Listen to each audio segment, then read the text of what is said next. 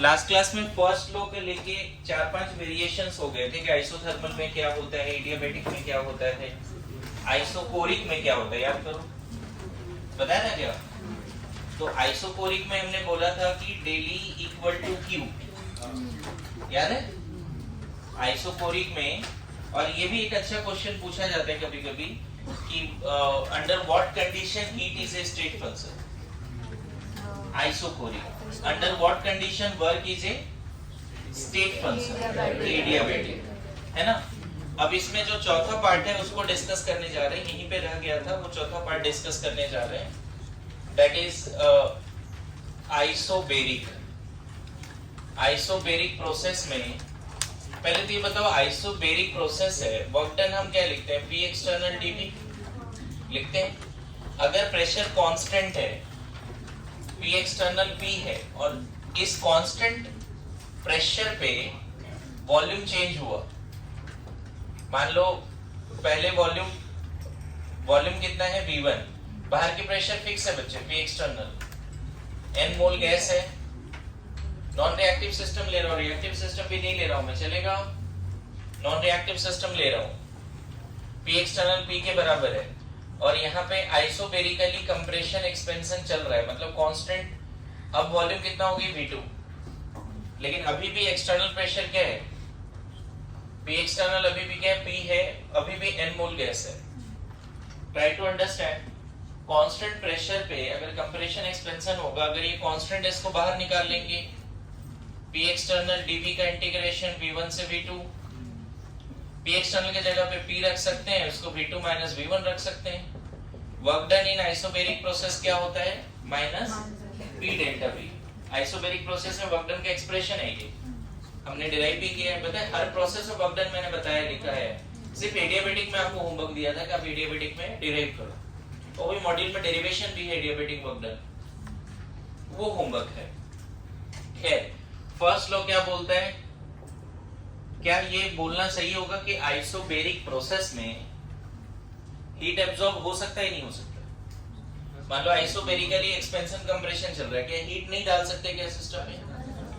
Isobaric adiabatic तो नहीं है, आइसोबेरिक में हीट एब्जॉर्ब भी हो सकता है, तो हीट कुछ ना कुछ होगा एब्जॉर्ब या रिलीज्ड, और चूंकि isobaric compression expansion work done भी है, तो तुम यहाँ पे ये एज इट इज रखोगे, लेकिन वर्क डन के जगह पे तुम रख सकते हो, इसको तो क्यू रख दो, लेकिन वर्क डन के जगह पे माइनस पी डेल्टा भी डेली रख सकते हो, और इस केस में ज्यादा तुम ये लगा दो QP, क्या लगा दो, QP, heat absorbed eight constant pressure. इसको इधर ले आएंगे तो QP किसके बराबर हो जाएगा, daily plus P delta V, daily plus P delta V। यहां तक समझ गए? तो ये फर्स्ट लॉ का वेरिएशन है। आइसोबेरिक प्रोसेस में फर्स्ट लॉ इस तरह से चेंज हो जाता है, हीट के जगह पे QP कर देना होता है। देखो ना, जो ये फर्स्ट लॉ है वही थोड़ा चेंज हो गया, मॉडिफाई हो गया। First law, law of conservation of energy, वही थोड़ा सा मॉडिफाई हो गया। डेली तो एज इट इज रहने दो, Q के जगह पे QP, और वर्क का एग्जैक्ट वैल्यू रख दें। एग्जैक्ट वैल्यू क्या है वर्क का, यहाँ डिराइव किया मैंने। आइसोबेरिक में ये रख सकते हैं, आइसोथर्मल रिवर्सिबल में याद करो -2.303 nRT log V2/V1 आता था, डिराइव किया था हमने। हर प्रोसेस में वर्क डन का एक्सप्रेशन रटा होना चाहिए, तो आइसोबेरिक में ये वर्क डन है, ये पूरा पार्ट हो गया।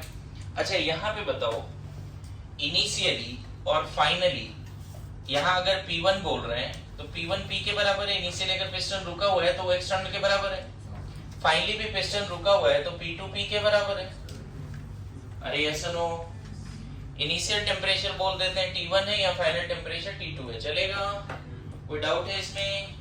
अब देखना, ध्यान देना, यहाँ पे बोलेंगे P1 V1 nRT1, और P के जगह पे P रख देंगे, P V1 इक्वल टू क्या बोल देंगे, nRT1। यहाँ पे क्या बोल देंगे, P2 V2 nRT2।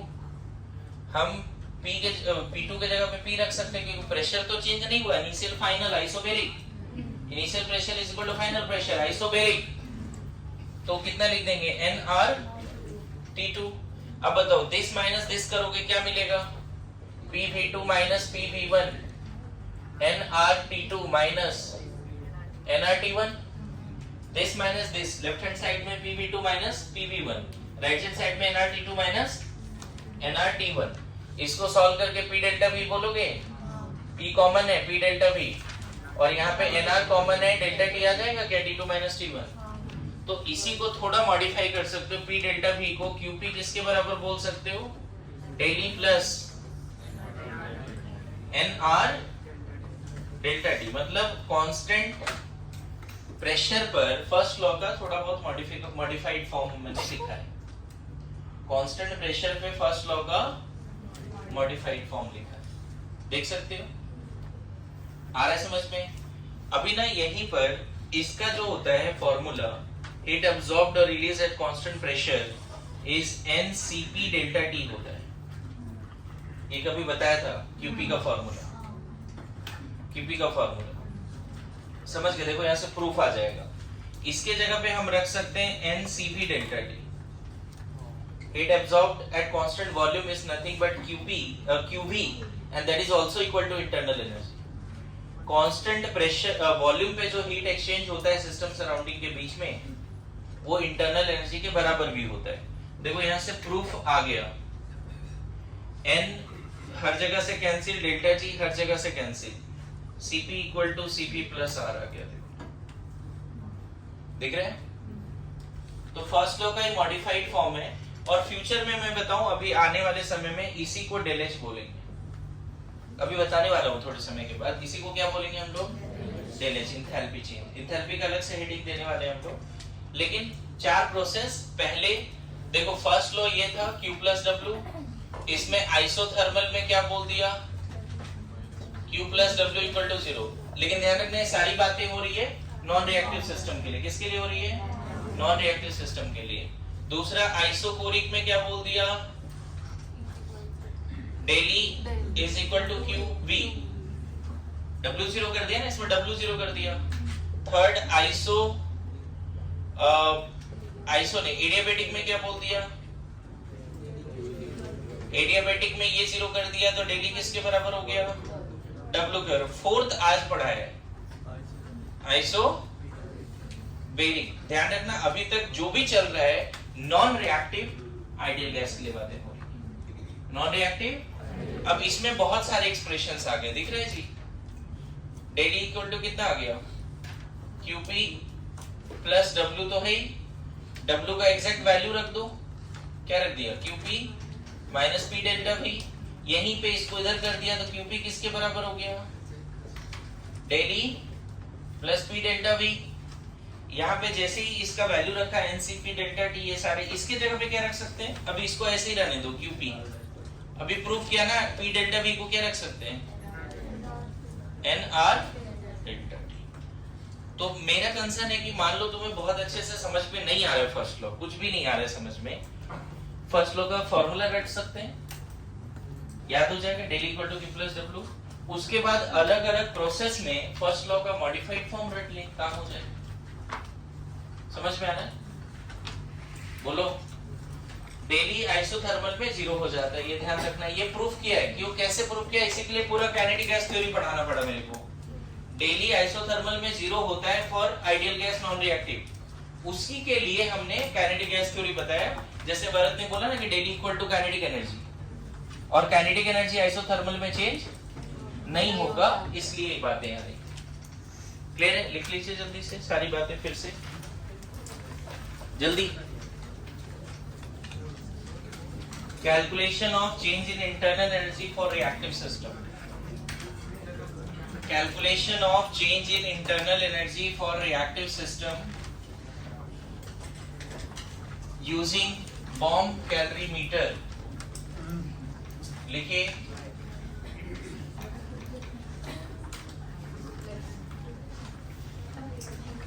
calculation of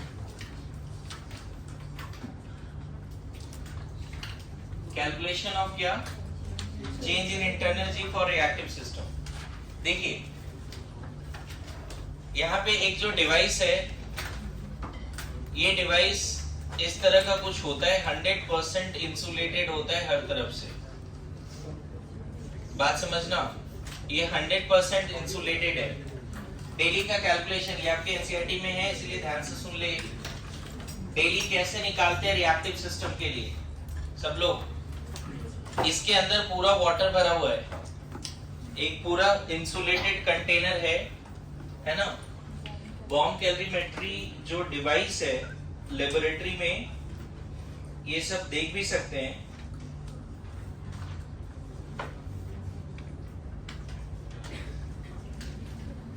देखो ऐसा कुछ डिवाइस दिखता है, दिख रहा है, अंदर पानी है ना। फिजिकली अगर इस डिवाइस का मैं बात करूं, जो लैब में रहता है स्टील के कंटेनर जैसे दिखती है। लैब में स्टील के कंटेनर है, क्लोज्ड है, समझ गए। देख लेना, ऐसा कुछ नहीं है। इमेजेस 2-4 देख लेना बॉम्ब कैलोरीमेट्री कैसे दिखती है, उसकी एक रफ इमेज तो मैं यहाँ भी बना रहा हूँ। ओके, क्या डिवाइस एनसीईआरटी में भी एक डिवाइस दिया हुआ है, क्या है इसमें, तो इसके अंदर पानी भरा हुआ है, ये बाहर से इंसुलेटेड है, एडियाबैटिक बाउंड्री है, चलेगा। इसके अंदर एक बॉक्स है और वो हिंज है पानी के बीचों बीच, इसके चारों तरफ वाटर है। ये एक स्टील की बॉक्स है, कंडक्टिंग, यहाँ पे कंडक्टिंग बाउंड्री। सब लोग प्लीज ध्यान दीजिए कंस्ट्रक्शन पे, सेटअप पे, ठीक है। डब्बे के अंदर डब्बा,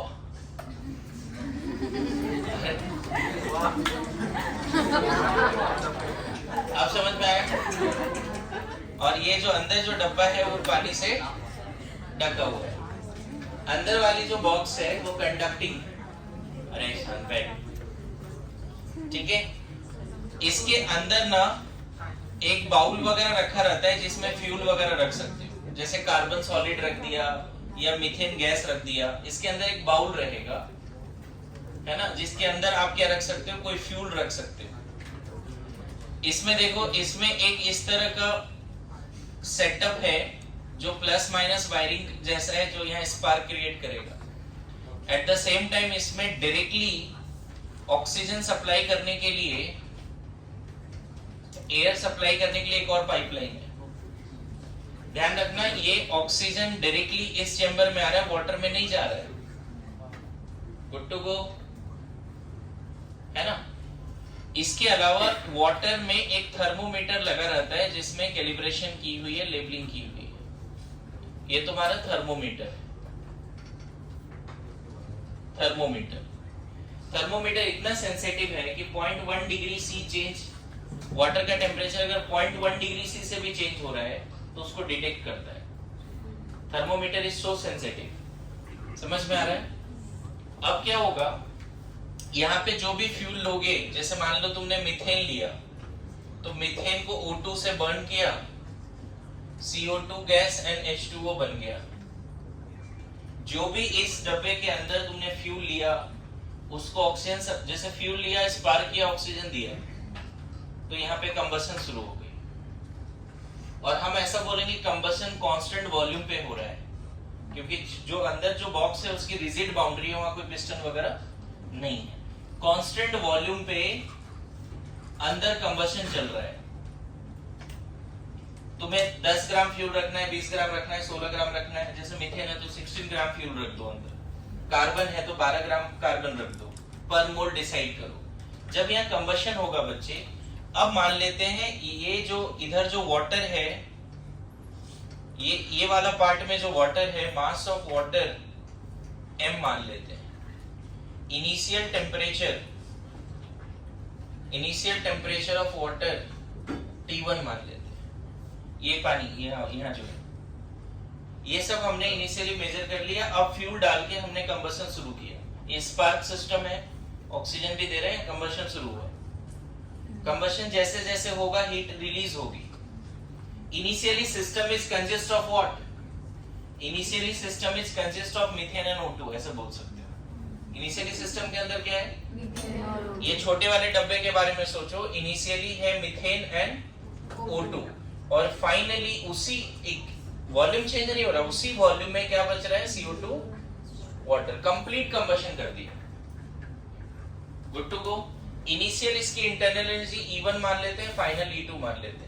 अब देखो ये रिएक्टिव सिस्टम है, बॉन्ड एनर्जी भी बदल गई, न्यूक्लियर एनर्जी भी बदल गई, कॉन्फ़िगरेशन भी बदल गया। पहले क्या होता था नॉन रिएक्टिव में, सिर्फ काइनेटिक में चेंज आता था, पोटेंशियल में चेंज नहीं आती थी, वाइब्रेशनल रोटेशनल वो सब।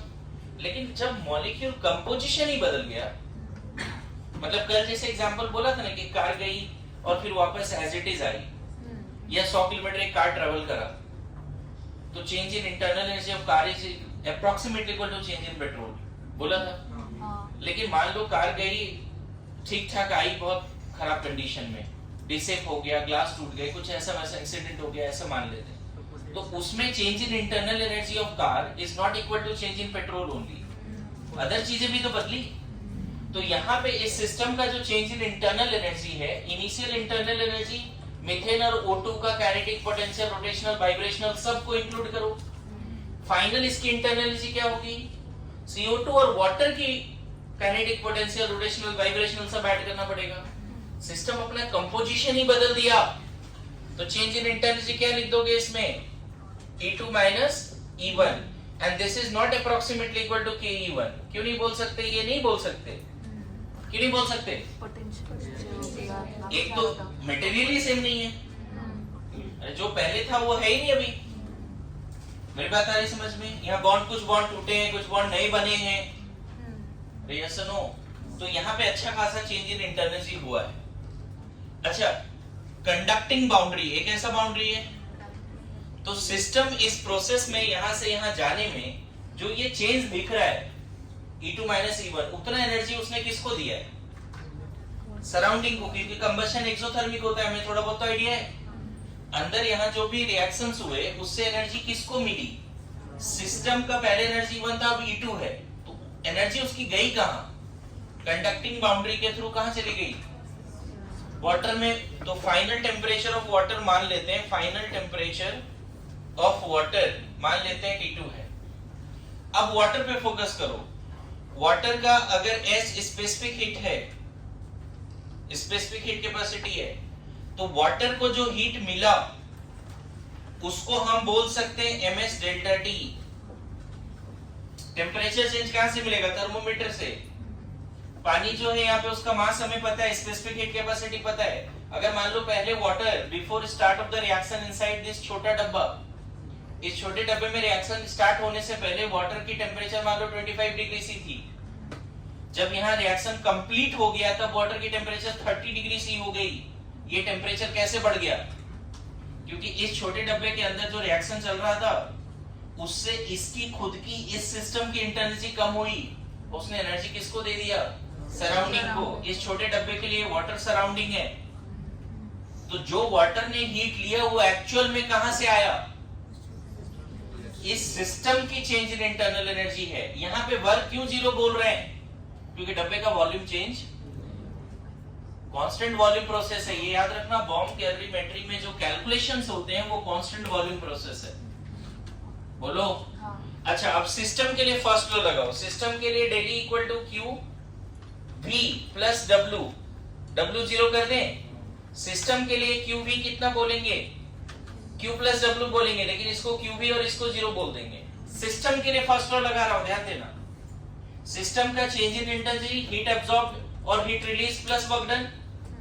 वर्क डन क्यों जीरो कर रहे हैं बॉम्ब कैलोरीमेट्री में, वॉल्यूम कांस्टेंट है, और चूंकि वॉल्यूम कांस्टेंट इसलिए क्यू को क्यू भी बोल सकते हैं। तो change in internal energy of system is equal to क्या, Q V. Good to go यहां तक, बोलो क्या ऐसा बोल सकते हैं सिस्टम ने जो हीट रिलीज किया वही तो क्यू वी है।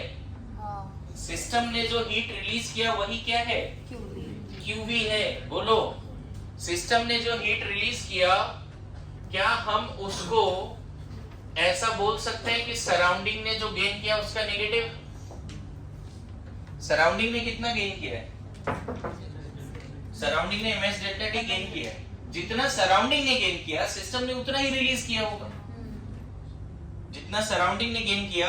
अच्छा, कभी कभी ऐसा होगा कि यहाँ रिएक्शन हो रहा है, उसकी वजह से टेम्परेचर 25 डिग्री से कम हो गया, 20 हो गया, तो हम बोलेंगे यहाँ जो रिएक्शन हुआ है वो एंडोथर्मिक है।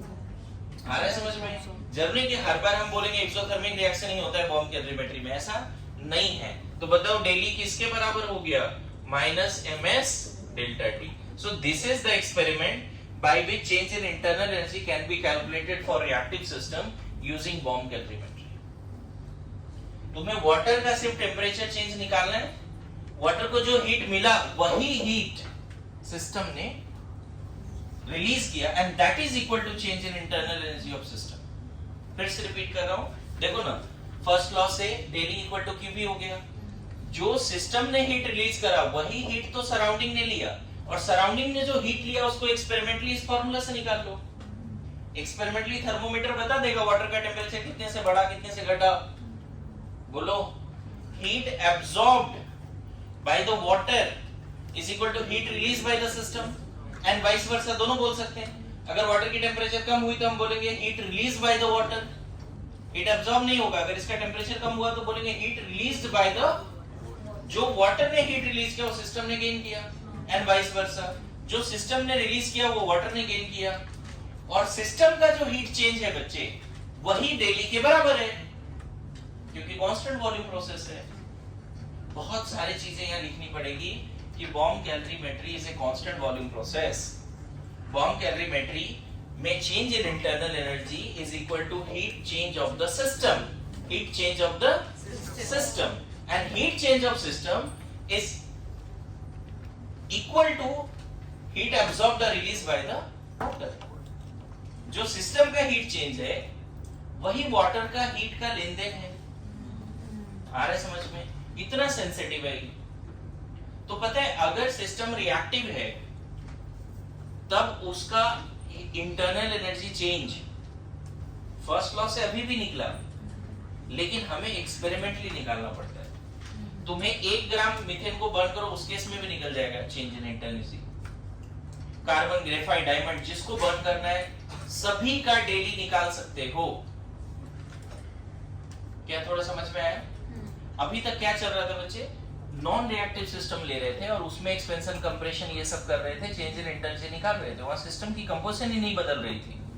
यहाँ जब सिस्टम की कंपोजिशन बदल गई, और एक नया बात सिखा दूं, अगर यहाँ टेम्परेचर भी कांस्टेंट होगा तो भी ये जीरो नहीं होगा। मतलब रिएक्टिव सिस्टम अगर आइसोथर्मल है तो भी डेली जीरो। आइसोथर्मल है तो काइनेटिक जीरो हो सकता है, लेकिन क्या अदर बॉन्ड एनर्जी, न्यूक्लियर, वो सब चेंज होगा कि नहीं होगा? क्योंकि सिस्टम का कंपोजिशन ही चेंज हो रहा है। आइसोथर्मल नॉन रिएक्टिव आइडियल के लिए डेली जीरो होता है, रियल गैस के लिए जीरो नहीं होता। नॉन रिएक्टिव रियल गैस है तो भी आइसोथर्मल में जीरो नहीं होता। और अगर रिएक्टिव आइसोथर्मल प्रोसेस है तो भी जीरो नहीं होता। सर पर अगर आइसोथर्मल सिस्टम है तो हीट का लेन मतलब टेंपरेचर चेंज नहीं होगा तो वाटर का टेंपरेचर बढ़ेगा नहीं? ये सिस्टम की टेंपरेचर कांस्टेंट रखा है, ऐसा वाली बात, सराउंडिंग नहीं। सर पर अगर वाटर का चेंज नहीं होगा तो वो जीरो ही आएगा ना? मैं वही बता रहा हूँ, सिस्टम का फिक्स है, सराउंडिंग का चेंज। आइसोथर्मल का ये मतलब नहीं कि सिस्टम एंड सराउंडिंग का सेम टेम्परेचर। सिस्टम के लिए हमेशा टेम्परेचर क्या होगा? सेम होगा। तुम जो बोल रहे हो वो सही बोल रहे हो, ऐसा कोई गड़बड़ नहीं है, लेकिन आइसोथर्मल का पहले मीनिंग समझो। बहुत लोगों को लगता है आइसोथर्मल मतलब system surrounding will have same temperature. नहीं, वो तो हो गया आइसोथर्मल थर्मल इक्विलिब्रियम। सिस्टम का टेम्परेचर इनिशियल, फाइनल और ड्यूरिंग द प्रोसेस अगर सेम है तो बोलेंगे सिस्टम आइसोथर्मल प्रोसेस में। मेरी बात समझ में आ रहा है? सराउंडिंग का टेम्परेचर कुछ और है, यहाँ कुछ अगर होगा तो नो डाउट सिस्टम की भी टेम्परेचर बदलेगी, सराउंडिंग का भी बदलेगा। ये केस ऐसा नहीं कि आइसोथर्मल है। मैं एक जनरल बात बोल रहा हूँ कि आइसोथर्मल अगर रिएक्शन चल रहा है, मान लो आइडियली कोई ऐसा रिएक्शन तुमने एज्यूम कर लिया जो आइसोथर्मल है, लेकिन वहां रिएक्शन चल रहा है ना, तो कंपोजिशन बदल गई तो भी इंटरनल एनर्जी चेंज जीरो नहीं होगा। आइसोथर्मल में change in internal energy zero कब आता है? जब नॉन रिएक्टिव आइडियल गैस हो, जब नॉन रिएक्टिव आइडियल गैस हो।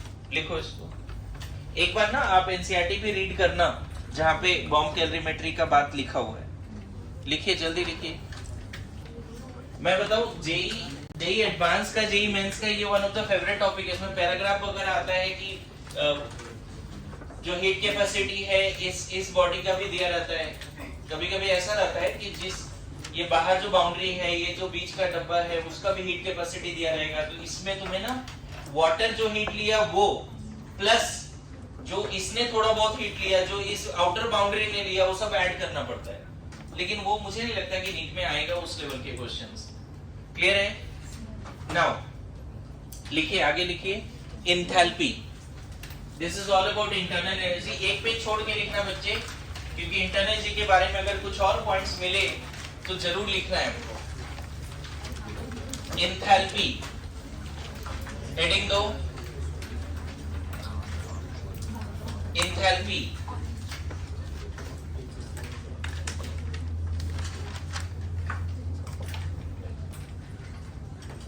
एंथैल्पी क्या होता है? एंथैल्पी बता सकते हो? लिखो, डेफिनेशन में लिखिए, it is the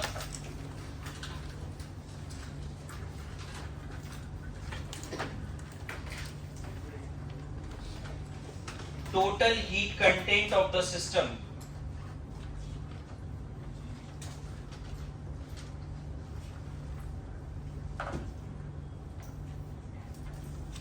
it is the total heat content of the system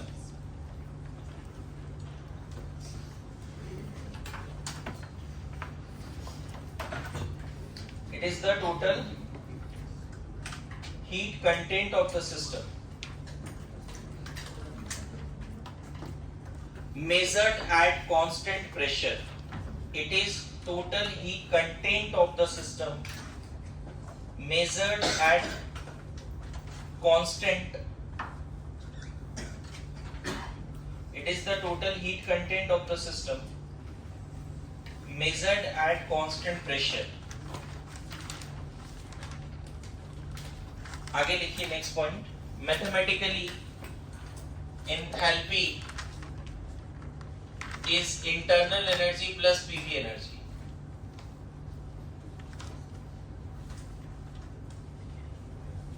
देखो, बोला ये जाता है कि जो सिस्टम के पास इंटरनल एनर्जी है वो तो हीट में कन्वर्ट हो ही जाएगा। सिस्टम के पास जो इंटरनल एनर्जी है, मान लो एक गैसेस सिस्टम है, सब लोग ध्यान दीजिए, यहाँ पे गैसेस सिस्टम है या सॉलिड लिक्विड कुछ भी ले सकते हो। यहाँ पे गैसेस सिस्टम लिया, फर्स्ट टाइम कोई टॉपिक इंट्रोड्यूस हो रहा है, उसको अंडरस्टैंड करने की कोशिश करिए, या तो बाद में ऐसा होगा फॉर्मूला बस याद है उसी से क्वेश्चन सॉल्व कर रहे हैं, अंडरस्टैंडिंग नहीं रहेगी। इसकी अपनी कुछ इंटरनल एनर्जी होगी, राइट? अब इंटरनल क्या है? हर मॉलिक्यूल का, ईच एंड एवरी एटम का पोटेंशियल एनर्जी, काइनेटिक एनर्जी होगा ना, रोटेशनल एनर्जी, वाइब्रेशनल एनर्जी, सब तरह की एनर्जी ऐड कर दोगे। लेकिन ये सिस्टम में इस पिस्टन का एक्सपेंशन कंप्रेशन के वजह से भी एक एनर्जी है जो हीट में कन्वर्ट हो सकता है। मतलब ये सारे एनर्जी हीट में कन्वर्ट हो सकते हैं। Entire internal energy can be converted to heat during a process, as well as the PV energy because of the compression expansion through the boundary. Internal energy में पीवी एनर्जी इंक्लूडेड नहीं है, ध्यान रखना। बोलते तो इंटरनल एनर्जी तो all possible kinds of energy possess by the system, but यहाँ पे पीवी एनर्जी इंक्लूडेड नहीं है। आप ऐसे सोचो, एक सिस्टम के पास कितना एनर्जी है जिसको आप हीट में कन्वर्ट कर सकते हो? मैंने क्या लिखा? Total heat content of the system. तो a system will have internal energy which can be converted to क्या? सिस्टम का internal energy can be converted to heat, as well as because of the compression expansion that energy again converted to, इसीलिए जो total enthalpy का definition है mathematically, total heat content is equal to E plus PV। PV भी energy है। कैसे है PV energy बताओ? Dimensionally check करो। ये क्या होता है? फोर्स बाय एरिया, और ये क्या होता है? Area into length. वॉल्यूम क्या होगा? Area into length. एरिया रे कैंसिल हो जाएगा, क्या मिलेगा? F into L। Force into distance, क्या एनर्जी नहीं होती? डायमेंशनली मिला कि नहीं मिला? तो PV is what? Energy. PV is energy. मेरी बात आ रही है समझ में? बोलो, क्लियर है? अब बताओ थर्ड पॉइंट, क्या हम इसका एग्जैक्ट वैल्यू निकाल सकते हैं? क्या इंटरनल एनर्जी का एग्जैक्ट वैल्यू निकाल सकते हैं? नहीं। अगर इसका एग्जैक्ट वैल्यू नहीं आएगा तो इसका भी एग्जैक्ट वैल्यू नहीं है। Exact value of enthalpy of system cannot be calculated, nor it is required also. Next point लिखो. Mathematically H is E plus PV. Next point. Exact value of enthalpy of system cannot be calculated. Exact value of enthalpy of system cannot be calculated. Exact value of enthalpy of system cannot be calculated, nor it is required also. जरूरत भी नहीं. चलेगा? Exact value निकालने की जरूरत भी नहीं. आपके मॉड्यूल में पहला डेफिनेशन है mathematically it is heat contained in the system measured at constant pressure. Second लिख रहा है it is sum of internal energy plus PV energy. उसके बाद लिख रहा है it is impossible to determine absolute value of enthalpy. Absolute value नहीं निकाल सकते इसका. Absolute value of H can not be calculated और ये रिक्वायर्ड भी नहीं है. But change in enthalpy during a process और रिएक्शन कैन बी कैलकुलेटेड. लिख लो. But change in enthalpy during a process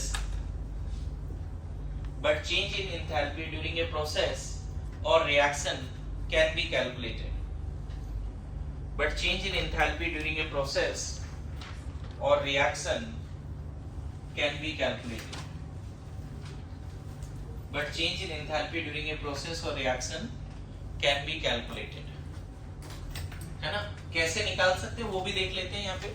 देखो मान लेते हैं रिएक्टिव नॉन रिएक्टिव पता नहीं क्या है सिस्टम है, उसके अंदर सॉलिड लिक्विड गैस है, उसकी कंपोजिशन बदल भी रही नहीं भी बदल रही, हमें नहीं पता क्या हो रहा है. बस इतना श्योर है कि इनिशियली E1 है, P1 है, V1 है, नंबर ऑफ मोल भी N1 मान लेते हैं. चलो अगर ये सब है तो इस सिस्टम की अपनी टोटल हीट कंटेंट भी होगी. जैसे इसकी इंटरनल जी है, PV है, T है, उसी तरह से इस पूरे सिस्टम की अपनी एंथैल्पी भी होगी. अब यहाँ कोई प्रोसेस या रिएक्शन हुआ, प्रोसेस या रिएक्शन, कंप्रेशन एक्सपेंशन कुछ भी हुआ, मान लो सिस्टम की कंपोजिशन भी बदल गई, क्या अभी भी इसकी कुछ ना कुछ इंटरनली होगी?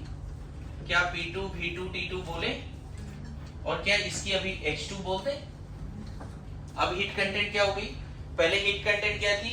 E1 plus P1 V1. बाद में हीट कंटेंट क्या होगी after the reaction of process? E2 plus, तो बताओ H2 माइनस H1, यही तो डेल H है. और H2 को क्या लिख दोगे? E2 plus P2 V2 minus E1 plus P1 V1. Most generalized formula of enthalpy change is what?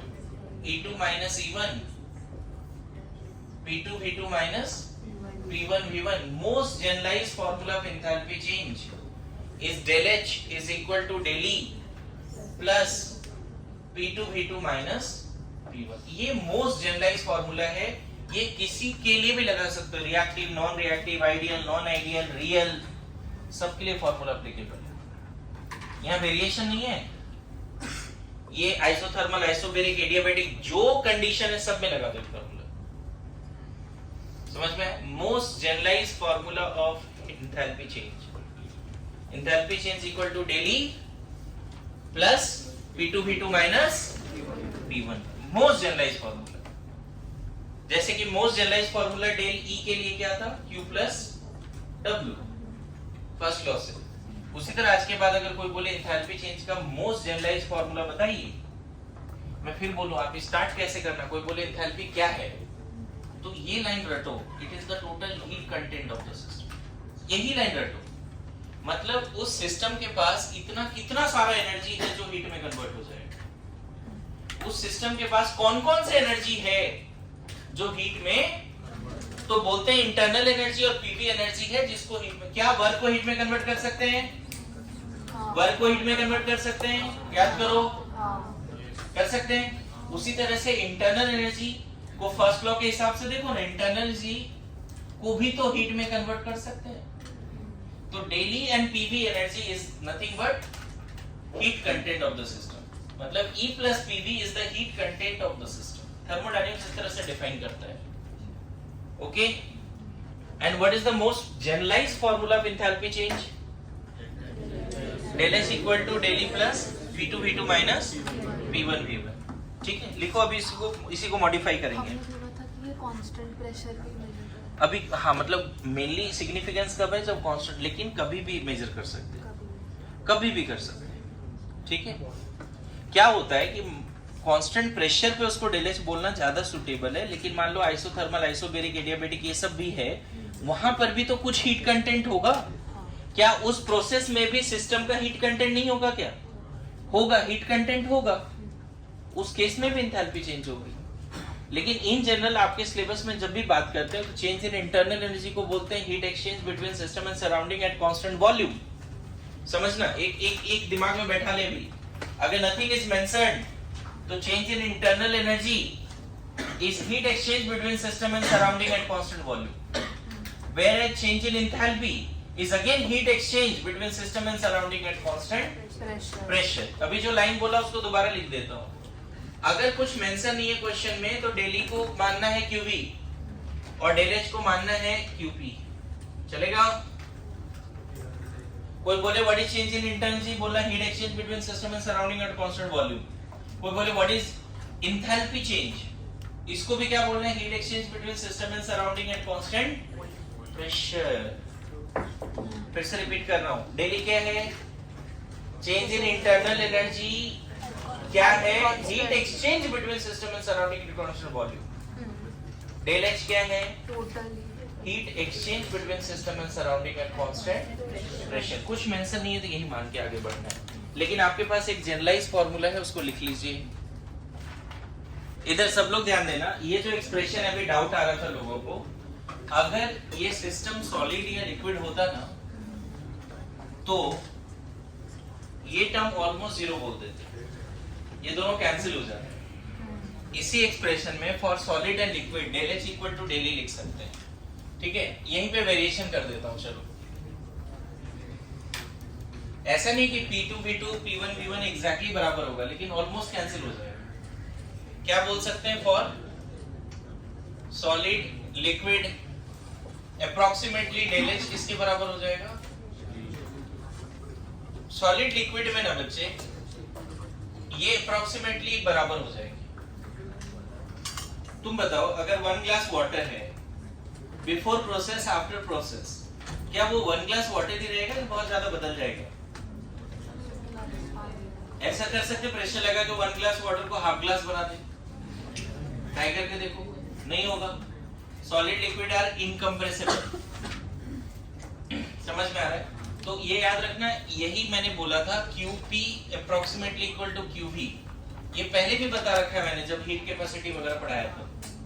Heat exchange between system and surrounding at constant pressure and constant volume for solid liquid approximately same. लेकिन gas के लिए फर्क पड़ता है, इसीलिए gas के लिए Cp - Cv आ रहा था. उस क्लास में ही बताया था. अब एक बार दोबारा इसमें आने वाले हैं हम लोग. दूसरा, फॉर गैसियस सिस्टम के लिए तो यही रखो, del E equal to P2 V2 minus P1 V1. Gaseous system. अब बताओ, अगर यहाँ पे गैसियस सिस्टम है बच्चे, पहले क्या है? P1 V1 है ना. इसमें अगर मैं बोलूं नॉन रिएक्टिव है, तब बताना. नॉन रिएक्टिव गैसियस सिस्टम है. पहले तो गैसियस सिस्टम के लिए ये फॉर्मूला है. अब उसको मैं थोड़ा चेंज कर रहा हूं. क्या कर रहा हूं? नॉन रिएक्टिव गैसियस सिस्टम ले रहे हैं और यहाँ पे कोई प्रोसेस हो रहा है. अगर नॉन रिएक्टिव है तो मोल चेंज होगा. क्या प्रोसेस के बाद इनिशियल क्या? P1 V1. प्रोसेस के बाद क्या लिख दें? P2 V2. ऑब्वियसली यहाँ T1 लिखे, यहाँ T2 लिखे. बोलो. तो गैसियस सिस्टम के लिए बताओ, P1 V1 कितना लिखोगे? nRT1. P2 V2 कितना लिखोगे? nRT2. अब डेल एच का एक्सप्रेशन क्या चेंज होगा बताओ गैसियस सिस्टम के लिए? Del H equal to del E plus क्या लिख दें? nRT2 minus nRT1. बोलो. फिर से रिपीट कर रहा हूं. नॉन रिएक्टिव गैसियस सिस्टम के लिए एंथैल्पी का जनरलाइज्ड फार्मूला किसी के लिए भी वही लगाना है. कौन सा? Del H equal to del E plus P2V2 minus P1V1। अब हमने थोड़ा स्पेसिफिक आ गए, नॉन रिएक्टिव गैसेस सिस्टम है। इनिशियली n मोल गैस है, आफ्टर प्रोसेस भी n मोल गैस है। Initially P1V1 T1, after process P2V2 T2। क्या लिख देंगे? P इक्वल टू nRT से P1V1 equal to nRT1, P2V2 equal to nRT2। यहाँ solve करके देखो, नॉन रिएक्टिव के लिए वही फॉर्मूला थोड़ा मॉडिफाई हो गया, nR कॉमन ले लो, डेल्टा T। ये फॉर्मूला भी इंपॉर्टेंट है। Delta H equal to del E plus nR delta T। लेकिन ये तब करना बच्चे जब before process after process mole fix है, नॉन रिएक्टिव। पता चला है N1 है या N2 है, तो ये होगा क्या कभी? नंबर ऑफ मोल फिक्स्ड है, नॉन रिएक्टिव सिस्टम है। Good to go? बोलिए। सॉलिड लिक्विड के लिए del H del E approximately same, but gases system के लिए मैं फिर बोल रहा हूँ अप्रोक्सीमेटली सेम। चेंज तो होता है थोड़ा बहुत, लेकिन अप्रोक्सीमेटली सेम बोल रहा हूँ। नाउ यहाँ बताओ next case for isobaric non reactive. फिर से नॉन रिएक्टिव है, isobaric non reactive system, gaseous system ले रहे हैं। अगर मेंशन नहीं है तो अपने से सॉलिड लिक्विड मत लो। ये बताओ n मोल गैस पहले है, P एक्सटर्नल P के बराबर है। प्रोसेस के बाद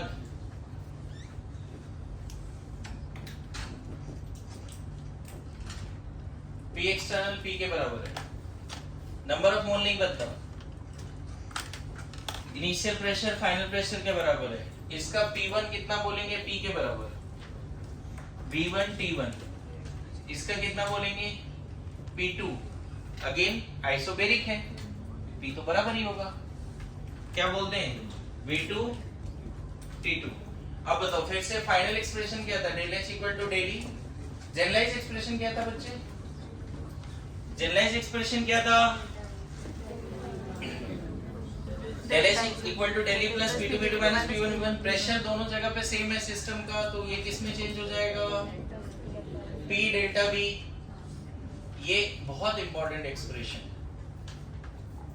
del H equal to del E plus P delta V। Del H equal to del E plus P delta V। अच्छा एक बात बताओ, इसके जगह पे अगर रख दिया तुमने nRT1, सॉरी इसके जगह पे क्या रखना पड़ेगा? Del H equal to del E।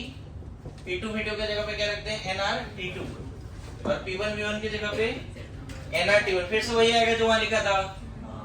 Non reactive के लिए डेल H का एक और फॉर्मूला क्या आ गया? Del E plus nR delta T। ये एक्सप्रेशन ऑलरेडी वहां पे लिखा हुआ है, देख लो। मतलब वो जो एक्सप्रेशन है ये वाली, ये आइसोबेरिक में भी एप्लीकेबल है। ये एक्सप्रेशन जनरलाइज भी है, आइसोबेरिक में भी एप्लीकेबल। यहाँ देखो ना, मैंने नॉन रिएक्टिव बस लिया है, ध्यान रखना। यहाँ मैंने ये नहीं बोला आइसोथर्मल, आइसोबेरिक, एडियाबेटिक ऐसा कुछ बोला है क्या? यहाँ बोला बस नॉन रिएक्टिव है। तो नॉन रिएक्टिव के लिए ये तो वैलिड है ही, ये तो किसी के लिए भी वैलिड है।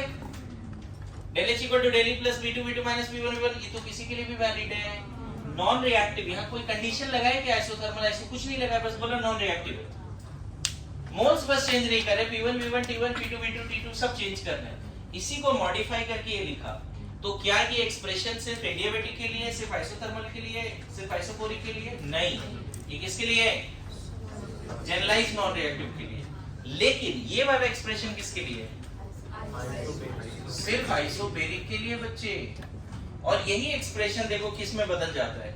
ये डेल H हो जाता है QP, डेल E हो जाता है QV plus P delta V। समझना?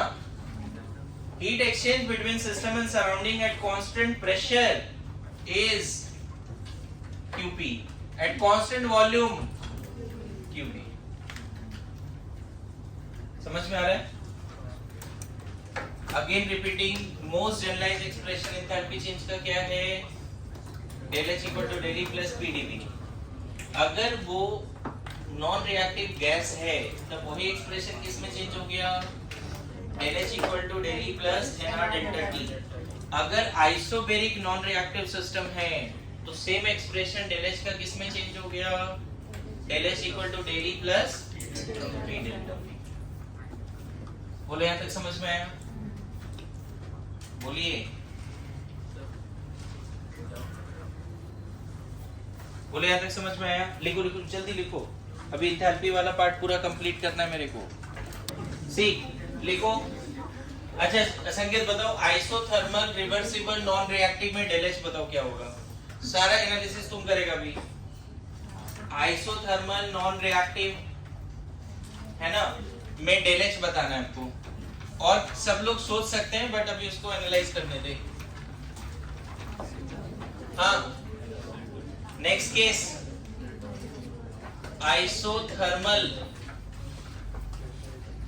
नॉन रिएक्टिव डेल एच पे बात करने। आइसोथर्मल नॉन रिएक्टिव, रिवर्सिबल है इरिवर्सिबल डजंट मैटर। देखो नॉन रिएक्टिव है, एन मोल गैस फिक्स है, एन मोल गैस प्रोसेस हुआ लेकिन टेम्परेचर बदला क्या, T1 V1 P1, T1 T के बराबर मान ले। आफ्टर प्रोसेस सिस्टम का कंटेंट नहीं बदलेगा, एन मोल गैस है, नॉन रिएक्टिव है। क्या लिखते हैं, T2 जो कि T1 के बराबर होगा। आइसोथर्मल का ये मतलब होता है ना। अच्छा P2 V2, क्या आइसोथर्मल प्रोसेस में एक्सपेंशन कंप्रेशन हो सकता है या नहीं हो सकता है? अरे आइसोथर्मल में फर्स्ट लॉ एनालाइज करो, जितना हीट दिया उतना वर्क हो गया, जितना वर्क किया उतना हीट निकल गया, तो कंप्रेशन एक्सपेंशन तो होता ही है आइसोथर्मल में। अब एनालाइज कर बच्चे, डेल एच पे कमेंट कर, इतना हेल्प कर दिया। फाइनल एक्सप्रेशन डेल एच का बता क्या था, जनरलाइज बोल। हाँ डेली, देखो जनरलाइज एक्सप्रेशन भी नहीं लिख रहा है। जनरलाइज क्या था? तुषार तुम बताओ सर। अब आगे बढ़, क्या होगा आइसोथर्मल में, क्या क्या बोलते हैं? आइसोथर्मल नॉन रिएक्टिव है। कितना सही से यार मेहनत करके पढ़ाया कि आइसोथर्मल नॉन रिएक्टिव में डेली क्या होता है, जीरो। इसको जीरो करें। अच्छा आइसोथर्मल में गाइडिंग इक्वेशन नॉन रिएक्टिव के लिए क्या होता है, P2V2 minus P2V2 equal to P1 V1, तो ये भी जीरो आ गया ना बच्चे। तो आइसोथर्मल नॉन रिएक्टिव में एंथैल्पी चेंज क्या होगा? आइसोथर्मल नॉन रिएक्टिव में ये दोनों कंडीशन याद रख लेना। एक बड़ा इंपॉर्टेंट सवाल है, आइसोथर्मल नॉन रिएक्टिव में डेल एच जीरो होता है या नहीं होता? होता है। Ideal gas non reactive, ideal gas non reactive बड़ा इंपॉर्टेंट है। What is enthalpy change in isothermal process? Ideal gas non reactive, what is enthalpy change? Zero. याद रहेगा? बोलो। अरे ये सुनो, बहुत इंपॉर्टेंट है। बहुत लोगों को ये रटा रहता है कि डेल ई जीरो होता है आइसोथर्मल में, लेकिन डेल एच जीरो होता है, ये नहीं रटा हुआ है लोगों को। आइसोथर्मल नॉन रिएक्टिव आइडियल के केस में डेल एच भी जीरो, डेल ई भी जीरो। लेकिन क्या हीट एक्सचेंज नहीं होगा, वर्क नहीं होगा क्या? होगा। आप फर्स्ट लॉ के हिसाब से बताओ, Q प्लस W भी तो जीरो होता है। ये सब पाथ फंक्शन है। Q प्लस W भी जीरो होता है। इसी में दो बातें हो गई ना, Q इक्वल टू क्या हो गया, minus W, W equal to क्या हो गया, तो आइसोथर्मल में ये बात भी याद रखो। आइसोथर्मल में नॉन रिएक्टिव क्या हो जाएगा, यहाँ तक समझ गए? नाउ आइसोकोरिक में बता सकते हो क्या होगा? What is enthalpy change in isochoric process? Non reactive ईमान, आइडियल ईमान। आइसोकोरिक है ना। बताओ, अभी मैं उतना सिस्टम ड्रॉ नहीं कर रहा हूँ, डायरेक्ट देखो क्या लिख देते हैं। Del H equal to P2V2 minus P1 V1। पहले इतना लिखें, नॉन रिएक्टिव है, V2 V1 के बराबर है, तो del H equal to del E, V common ले लो, V डेल्टा P, इंपॉर्टेंट है। ये पता है सॉलिड लिक्विड के लिए बहुत लगता है ये फॉर्मूला, लेकिन आपके सिलेबस में नहीं है इसलिए ज्यादा नहीं इस्तेमाल करेंगे। What is enthalpy change in isochoric process? del H equal to del E plus, क्योंकि बिफोर प्रोसेस V1 है, आफ्टर प्रोसेस भी V1 है। चेंज क्या हो रहा है ये बताओ। सॉलिड लिक्विड बहुत इंपॉर्टेंट है। सॉलिड लिक्विड को प्रेशराइज करोगे तो वॉल्यूम तो चेंज नहीं होगा, लेकिन प्रेशर तो चेंज होगा। अरे सुनो, वाटर जो है 1 atm पे भी रखा रह सकता है और सेम वॉल्यूम 100 atm पे भी हो सकता है। अरे सुनो, कोई बोलता है, इधर देख, बोलता है ये वाटर है, what is enthalpy change of water when this is compressed from 1 atm to 100 atm। 1 atm से 100 atm कंप्रेस हुआ, तो इसकी एंथैल्पी चेंज क्या होगी? लगाओ फार्मूला, वहां क्वेश्चन में दिया रहेगा इसको कितना चेंज इन, ये दिया रहेगा what is change in internal, question में दिया रहेगा, निकाल लेंगे। और भी ये जो वॉल्यूम है वही ले लो, लेकिन प्रेशर चेंज रख सकते हैं। समझे? इंपॉर्टेंट फॉर्मूला है, ठीक है। मॉड्यूल का एक क्वेश्चन करते हैं, क्वेश्चन करो, देखें कर पाते हैं।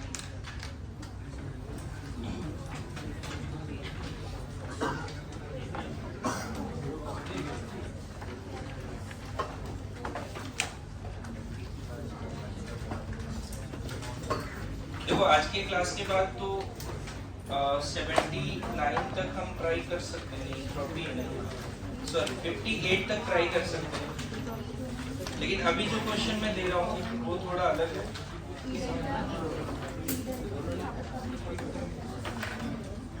हाँ, क्वेश्चन नंबर 2 है नीट रैंकर स्टफ का।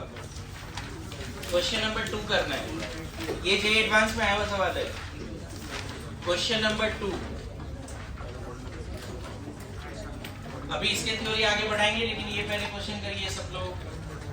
क्या लिखा? 1 mole of an ideal gas undergoes A change of, मिला? पेज नंबर निकालो 116, उसका question number 2, page number 116, question number 2। सब लोग ट्राई कीजिए, फाइनल आंसर बताइए।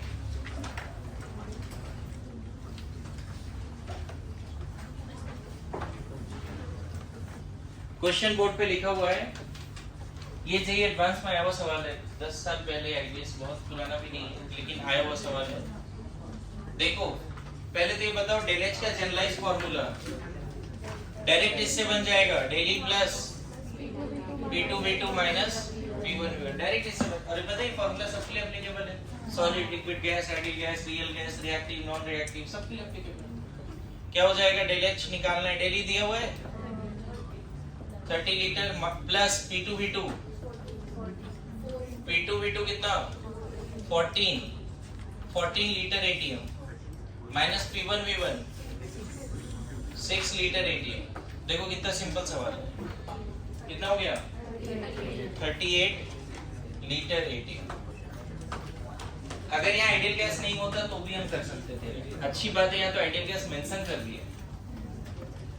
रियल गैस होता या कुछ नहीं मेंशन होता, बोलता है स्टेट 1 से स्टेट 2 जा रहा है, सॉलिड लिक्विड गैस में मेंशन नहीं होता, तो भी ये फार्मूला लगा के क्वेश्चन कर सकते थे। क्लियर है? अब ना मुझे 10-15 मिनट का आपका फुल अटेंशन चाहिए, क्योंकि अब थर्मोकेमिस्ट्री की तरफ जा रहे हैं। Del H for reactive system, for reactive system, del H for reactive system, और यहाँ मेंशन कर देते हैं at constant pressure and temperature. चलो ये भी मेंशन कर दिया। आपको याद होगा change in internal, full attention चाहिए बच्चे, थर्मोकेमिस्ट्री की तरफ जा रहे हैं। 15 मिनट एकदम एज पे बैठो और सुनो अच्छे से, है ना? थर्मोकेमिस्ट्री अगर नहीं आता अच्छे से, यही बेस बनने वाला है। ओके, फुल अटेंशन चाहिए। मुझे पता है थके हो, मैं भी थका हूँ, लेकिन फिर भी अभी 15 मिनट एकदम बात नहीं। क्या बोल रहा हूँ? What is enthalpy change for reactive system. पहले तो रिएक्टिव सिस्टम के लिए डेली कैसे निकालते हैं, चेंज इन एंथैल्पी कैसे निकालते हैं, आज पढ़ाया बॉम्ब कैलोरीमेट्री, याद करो, करते हैं। तो डेली आ गया तो डेल एच भी आ जाएगा। अब यहाँ पे है क्या पूरा पार्ट समझो। यहाँ पे कुछ रिएक्टिव सिस्टम है, मान लेते हैं ए है बी है, इसके ए मोल है इसके बी मोल है। गैसीय सिस्टम है, पूरा गैसीय सिस्टम ही ले रहा हूँ, ठीक है।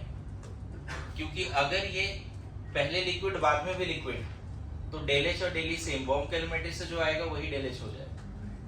मैं फिर रिपीट कर रहा हूँ, अगर ये सॉलिड लिक्विड होता before reaction and after reaction भी सॉलिड लिक्विड है, तो डेल एच और डेल ई मैच कर जाएगा। क्लियर है?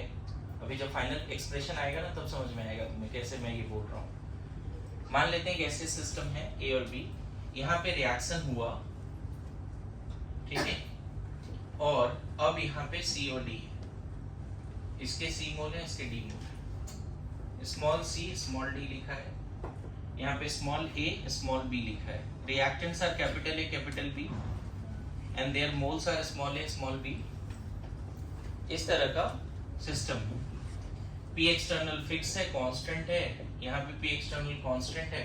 मतलब मैं बताऊं एक तरह से ओपन सिस्टम, जैसे किचन में एलपीजी बर्न हो रहा है, जैसे मान लो एलपीजी ऑन किया हुआ बर्न हो रहा है, बोलते हैं एलपीजी बर्न हो रहा है तो व्हाट इज डेल एच। सब ओपन सिस्टम में कोई भी रिएक्शंस अगर हो रहा है तो उस केस में जो भी हीट चेंज है वो एंथैल्पी चेंज ही है, वो इंटरनल एनर्जी चेंज नहीं है। बॉम्ब कैलोरीमेट्री के अंदर जो रिएक्शन हो रहा था वो कांस्टेंट वॉल्यूम प्रोसेस है, लेकिन enthalpy is constant pressure process, constant pressure reaction. अब यहाँ पे पूरी बात बताओ, इनिशियल मोल्स हम क्या बोलते हैं, A plus B, initial volume pressure P1 volume V1 T1 ऐसे बोलते हैं। रिएक्शन के बाद क्या बोलते हैं, P2 V2 T2, और N फाइनल क्या बोलते हैं, C प्लस। फाइनल मोल कितना है? अच्छा बताओ, इस केस में अगर टेम्परेचर भी कांस्टेंट होता तो डेल ई जीरो होता क्या, डेल ई। आइसोथर्मल में रिएक्टिव में क्या डेल ई जीरो होता है? नहीं होता। ये बात ध्यान रखना। तो यहाँ पे कांस्टेंट टेम्परेचर पे तुम बोलोगे कि चेंज इन इंटरनल एनर्जी हुआ ही नहीं है, गलत होगा बोलना, क्योंकि सिस्टम का कंपोजिशन ही बदल गया है, सिस्टम का कंपोजिशन बदल गया है। देखो रिएक्शन ऐसा है, A of A, B of B gives C of C and D of D। T equal to 0 पे क्या है, A B 0 0। रिएक्शन जब कंप्लीट हुआ तो 0 0 C D। थर्मोकेमिस्ट्री की तरफ जा रहा हूँ, प्लीज पे अटेंशन। इनिशियली हम क्या बोल देंगे, H1, और यहाँ क्या बोल देंगे, H2। फिर से वही बात हो गई बच्चे, रिएक्टिव हो या नॉन रिएक्टिव हो, डेल H इक्वल टू क्या, H2 माइनस H1। फिर से यहाँ ये बोल देंगे, H1 की जगह पे लिख देंगे E2 प्लस P2 V2, क्योंकि mathematically H is E plus PV, minus E1 plus P1 V1। फिर से सॉल्व करके देखो क्या आ रहा है, E2 minus E1, P2 V2 minus P1 V1। बोलो यहाँ तक कोई दिक्कत है? नहीं ना? डेल H, फिर से डेल H किसके बराबर हो गया, डेल E। अब यहाँ थोड़ा चेंज करते हैं, P2 V2 के जगह पे क्या हम रख सकते हैं, N initial, sorry P2 V2 की जगह पे N फाइनल RT2 फाइनल। तो यहाँ पे हम क्या रख रहे हैं, N फाइनल RT2। बोलो, और इनिशियल क्या लिख सकते हैं, N initial RT1, N initial RT1। यहाँ तक कोई दिक्कत है? बोलिए। इधर वाला पार्ट हटा दें क्वेश्चन, इसके बाद का डेरिवेशन इधर देखो।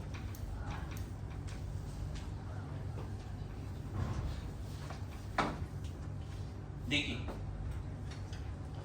Del H equal to del E। अगर मैं बोल रहा हूं कि T2 T1 के बराबर है, मतलब रिएक्शन हो तो रहा है बट इनिशियल फाइनल टेम्परेचर बराबर है। हो सकता है ड्यूरिंग प्रोसेस टेम्परेचर बदला होगा, लेकिन इनिशियल फाइनल टेम्परेचर क्या है, सेम है। तब क्या लिखते हैं बताओ, N final minus N initial RT। T2 T1 के बराबर ले लिया मैंने। ये फॉर्मूला तुमने सुना होगा, del H equal to del E, इसी को बोलते हैं del NG RT। Reactive system के लिए फॉर्मूला होगा del H equal to del E, del E कैसे आएगा? बॉम्ब कैलोरीमेट्री से। उसी रिएक्शन को तुम बॉम्ब कैलोरीमेट्री में करा के निकाल लो, फिर डेल एच निकाल लो इस फॉर्मूला से। यहाँ पे बात इतनी सी है कि 1 मोल वाटर लिक्विड को गैस में चेंज करना है कांस्टेंट वॉल्यूम पे, और वही 1 मोल लिक्विड को गैस में चेंज करना है कांस्टेंट प्रेशर पे। तो जो कांस्टेंट प्रेशर पे होगा वो डेल एच है, जो कांस्टेंट वॉल्यूम पे होगा डेली है। ये मानते हो कि 1 मोल लिक्विड से वेपर बनाना है कांस्टेंट वॉल्यूम में, जो हीट लगेगा, क्या वही हीट 1 मोल लिक्विड को गैस में ले जाना है कांस्टेंट प्रेशर, वही लगेगा? वही लगेगा। जहां पे गैस इन्वॉल्व है ऐसा नहीं, यही समझना है। अब देखो इसको समझाता हूं तुम्हें इस तरह से। मान लो ये स्टोव है, यहाँ पे आपने वाटर बॉईल करना शुरू किया, गौर करना, वाटर बॉईल करना शुरू किया, और दूसरे वाले स्टोव पे भी वाटर बॉईल कर रहे हैं। 18 ग्राम दोनों जगह पे पानी, कितने? 18 ग्राम। अगर ये कांस्टेंट वॉल्यूम है बच्चे, यहाँ ओपन है, यहाँ पे कुछ नहीं है, कांस्टेंट वॉल्यूम पे बॉइलिंग चल रही है, कांस्टेंट प्रेशर पे। जब ओपन सिस्टम में मतलब पी एक्सटर्नल क्या है? फिक्स है। ओपन सिस्टम में बॉइलिंग कर रहे हो तो पी एक्सटर्नल, पता है यहाँ जो भी हीट दोगे ना वो इस सिस्टम के इंटरनल एनर्जी को बढ़ाएगा, क्लियर है? लेकिन यहाँ जो हीट दोगे ना तो वो इंटरनल एनर्जी को बढ़ाएगा जरूर, लेकिन वो इसके ऊपर जो एयर वाला पिस्टन है उसको भी ऊपर ले जाने में एनर्जी कंज्यूम करेगा। एक तरह से कुछ नहीं है, मतलब इसके ऊपर एयर का पिस्टन। ओपन सिस्टम में यही बात होती है बच्चे, कांस्टेंट प्रेशर पे जब वाटर को बॉईल करते हो तो तुम्हें एक एक्स्ट्रा काम करना पड़ता है, इसके एयर वाले पिस्टन को ऊपर फेंकना पड़ता है। मतलब यहाँ पे system has to do expansion work also, system has to do EV work also. तो यहाँ जो हीट लगेगा ना 1 मोल लिक्विड से गैस बनाने में, वो ज्यादा लगेगा, और कांस्टेंट प्रेशर पे कम लगेगा। कांस्टेंट वॉल्यूम पे यहाँ जो हीट दे रहे हो ना वही तुम्हारा QV है, और यहाँ जो हीट दे रहे हो वो QP है। कभी बाद में देखेंगे यही डेल E है और ये डेल H है। तो बच्चे तुमसे यही पूछेगा 1 मोल मीथेन को कांस्टेंट वॉल्यूम में बर्न कर रहे हैं बॉम्ब कैलोरीमेट्री में, तो जो हीट एक्सचेंज होगा वो हो जाएगा डेल E। लेकिन वही 1 मोल मीथेन को कांस्टेंट प्रेशर पे बर्न कर रहे हैं, तो जो हीट एक्सचेंज होगा सिस्टम सराउंडिंग के बीच में वो होगा del H. Simple. 1 litre petrol लिया, उसको कांस्टेंट वॉल्यूम में बर्न कर दिया, कंबसन कर दिया, और 1 लीटर पेट्रोल को ओपन सिस्टम में बर्न कर दिया। दोनों जगह पे हीट एक्सचेंज अलग अलग होगा। This is eight constant pressure, this is eight constant volume. Very important. आपसे क्या बोलेगा कि अगर मीथेन को बर्न कर रहे हैं तो डेल एच और डेल ई में अंतर बताइए। मतलब तुमसे पूछा जा रहा है कि मीथेन को बर्न कर रहे हैं कांस्टेंट वॉल्यूम पे और कांस्टेंट प्रेशर पे, तो क्या अंतर होगा दोनों में? What is the relation between del H and del E in case of combustion of methane at 25 degree C? एक क्वेश्चन करते हैं, मान लो, है ना, what is relation between del H and del E if CH4 gas is burned, है ना, at 25 degree C? तो आपको पता है इस क्वेश्चन का मतलब क्या है? बस ये पूछना चाह रहा है कि 1 मोल मीथेन को, है ना, what is the relation between del H and del E if 1 mole methane is burned at at 25 degree C? पहले तो बताओ, डेली जब भी बात कर रहे हैं तो कांस्टेंट वॉल्यूम पे, और डेल एच जब भी बात कर रहे हैं, तो सबसे पहले इस तरह के क्वेश्चन को सॉल्व करने के लिए आप उसका इक्वेशन लिख दो बैलेंस फॉर्म में, तभी डेल एच निकाल पाओगे। क्या हो जाएगा? CO2 गैस प्लस 25 डिग्री से वाटर लिक्विड होगा, गैस होगा? 25 डिग्री से वाटर लिक्विड होगा। बैलेंस करो, यहाँ 2 आएगा शायद, हाँ? और यहाँ भी सही है क्या? बैलेंसिंग सीखा हमने, कार्बन बैलेंस है, ऑक्सीजन बैलेंस है, हाइड्रोजन बैलेंस है। सबसे पहले डेल एनजी निकालो। डेल एनजी होता है क्या? देखो, stoichiometric coefficients of gaseous product minus summation of stoichiometric coefficient of gaseous reactants. बताओ गैसियस प्रोडक्ट में क्या है? सिर्फ वन है। गैसियस प्रोडक्ट में CO2 एक ही बना ना बच्चे। What is the coefficient of CO2? यहाँ 1 है, यहाँ 2 है, यहाँ 1 है, यहाँ 2 है, लेकिन आपको गैसियस प्रोडक्ट का कोफिशिएंट लेना है। गैसियस प्रोडक्ट कौन सा है? 1 है, 2 है? ये तो लेना ही नहीं है, ये लेना है 1 माइनस रिएक्टेंट का कोफिशिएंट लो। ये दोनों गैस है, 1 + 2 कितना आ गया? -2 आया। -2 आया बच्चे। तो इसी का सॉल्यूशन देखो, del H = del E -2RT। Relation क्या हो गया? इसको इधर ले आओ, del E - del H 2RT। ये लिख के भी आ जाओगे, चल जाएगा। आपको किसी भी रिएक्शन को देख के पूछेगा del H और del E में रिलेशन निकालो, आपको ये फॉर्मूला लगाना है। कभी भी कोई रिएक्शन दे दे और बोलेगा del H और del E में रिलेशन बताओ, ये फॉर्मूला है। ठीक है, अभी मैं कम से कम इस तरह के 10 क्वेश्चन करने वाला हूँ। रिएक्शन, फिर उसका del NG calculation and del H del E में रिश्ता। क्लियर है? और क्वेश्चन में कभी कभी क्या होगा, ध्यान दे इधर, क्वेश्चन में कभी कभी क्या होगा, del E दिया रहेगा, बोलेगा बॉम्ब कैलरीमेट्री यूज किया था तो इस रिएक्शन के लिए del E जो है 30 किलो जूल, वो दिया रहेगा क्वेश्चन। तो और आसान हो जाएगा तुम्हारे लिए। ये पता है, ये निकाल लेना, सब सॉल्व कर लेना। टेम्परेचर दिया रहेगा, thermochemistry is all about this only. ये बॉम्ब कैलरीमेट्री से आ जाएगा। रिएक्शन को देख के del NG RT दिया रहेगा क्वेश्चन में, T कभी भी डिग्री C में मत रखना, सॉल्व करके निकाल लो। ठीक है, बोलो आया है क्या समझ में? अभी मैं कम से कम 10 रिएक्शन लिखने वाला हूँ और उसमें del H और del NG का रिलेशन चाहिए हमें, तब मैं क्लास छोड़ने वाला हूँ। तो इसको लिखो पहले। ओके, बातें नहीं। अभी सबसे पहले तो आप क्वेश्चन टिक करो जो घर पे आप करोगे, ठीक है? फिर मैं 2-3 क्वेश्चन करवाता हूँ। सेम फॉर्मूला से क्वेश्चंस जो है कंप्लीट सारे चाहिए मुझे। क्वेश्चन नंबर आपको करना है 32, 33। टॉपिक वाइज करना है। हाँ, टॉपिक वाइज का आप 32 से लेकर 48 तक कर सकते हो। ये होमवर्क रहेगा 32 से 48। अभी फिर एक्सरसाइज 32 से क्या 48 हो गया। फिर एक्सरसाइज इसमें आ जाओ, रैंकर स्टब्स में। उसमें सबसे पहले मुझे पहला का ही आंसर बता दो। चलो, दूसरा तो मैंने करा दिया, फर्स्ट बता दो। Which of the following indicated relationship is correct for the following exothermic reaction carried out at constant pressure? जो given reaction है उसके लिए ये हटा दो, इधर वाला पार्ट हटा दो। फॉर्मूला रटना है, रिएक्शन दिया हुआ है del H del E में। Complete silence please.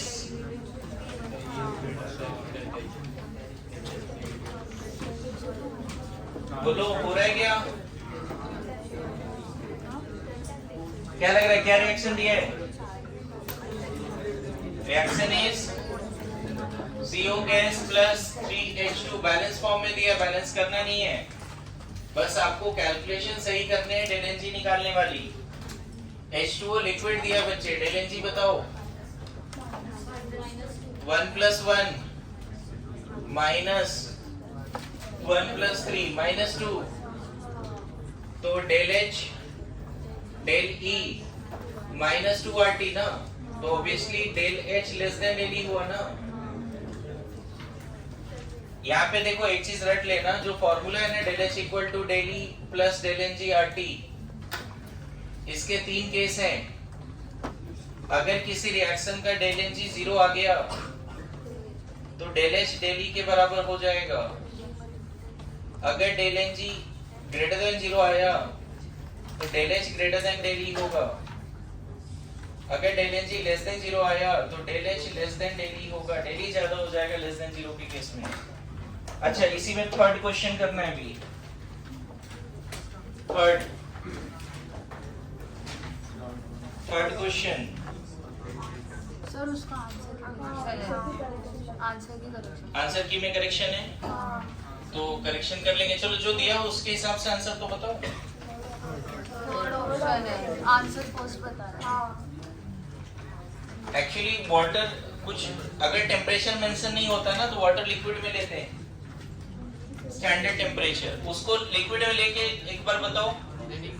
इथेनॉल को बर्न कर रहे हैं ना बच्चे, दिया है already। ठीक है कोई नहीं, एक बार लिक्विड लेके कर लेते हैं ना, देखते हैं क्या आता है। 2CO2 gas 3H2O liquid.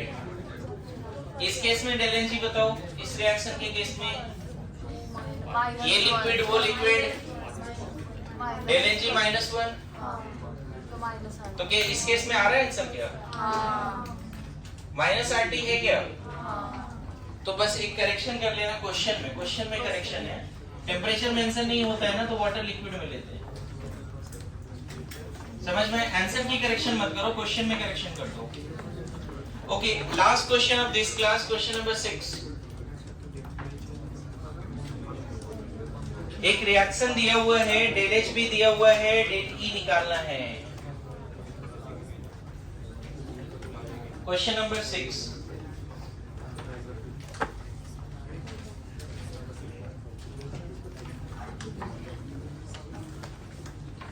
चलो थैंक यू सो मच, कर लेना इसको घर पे।